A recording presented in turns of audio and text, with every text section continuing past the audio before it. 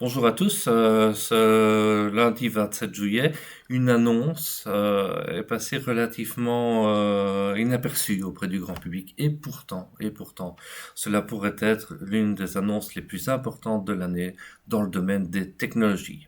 En effet, selon plusieurs médias spécialisés, une entreprise chinoise aurait lancé la production industrielle de machines de lithographie d'UV.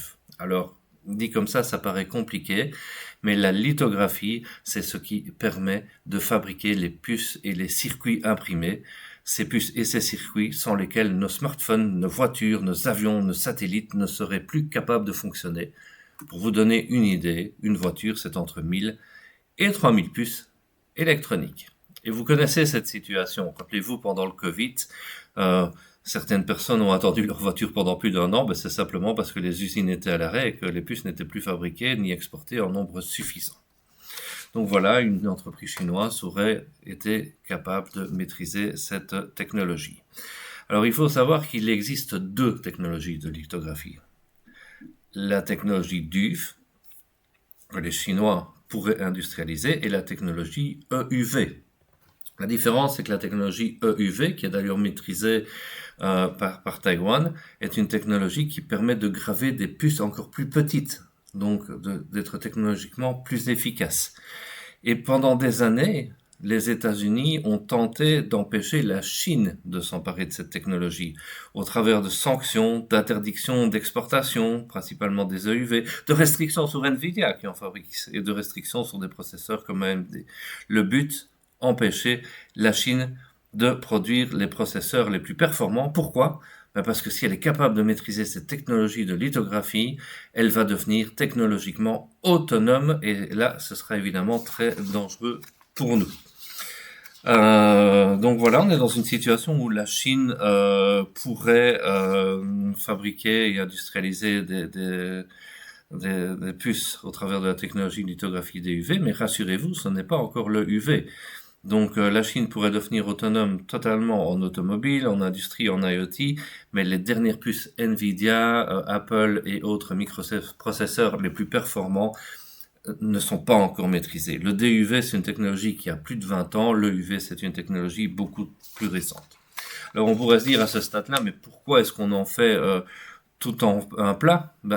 En fait, si vous m'avez écouté, vous vous rendez bien compte que la plupart des technologies utilisées par les particuliers ne nécessitent pas le UV. Le DUF est largement suffisant pour les voitures, l'IoT, maisons connectées et autres. Et donc, en fait, si la Chine industrialise le DUV, elle pourrait couvrir énormément de besoins industriels.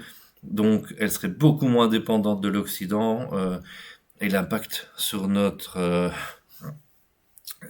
commerce, par exemple, serait catastrophique puisque les Chinois produisent tout à moindre coût. Alors, qu'est-ce qui va se passer maintenant? Premier scénario, possible, hein. L'annonce est exagérée et la Chine n'est toujours pas capable de maîtriser la technologie, auquel cas, on reste dans la situation actuelle. C'est le scénario le plus favorable à l'Occident. Deuxième cas, la Chine effectivement maîtrise cette technologie du DUF. Elle devient autonome sur une grande partie de sa production. Et là, pour le commerce mondial, c'est un impact qui est quand même non négligeable.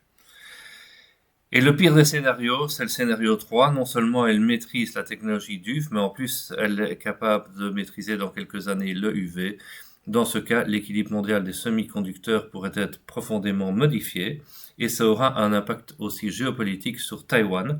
Taïwan bénéficie pour l'instant d'une protection occidentale qui est largement due à ce qu'on appelle le Silicon Shield. À partir du moment où la Chine pourra remplacer tout ça, Taïwan risque d'être mise en grand danger. Voilà, conclusion. On parle souvent de l'intelligence artificielle, on parle des smartphones, mais ce qu'on oublie souvent de dire, c'est que derrière tout ça, il y a une technologie et que la technologie, en fait, qui domine l'informatique à l'heure actuelle, c'est la technologie des semi-conducteurs. Qui maîtrise les semi-conducteurs maîtrise l'entièreté de la chaîne. Et le risque, c'est que demain, la Chine, qui est déjà l'une des premières puissances mondiales en intelligence artificielle, algorithmique et autres, ne devienne aussi la première puissance mondiale des semi-conducteurs, auquel cas l'Occident pourrait, en termes technologiques, disparaître.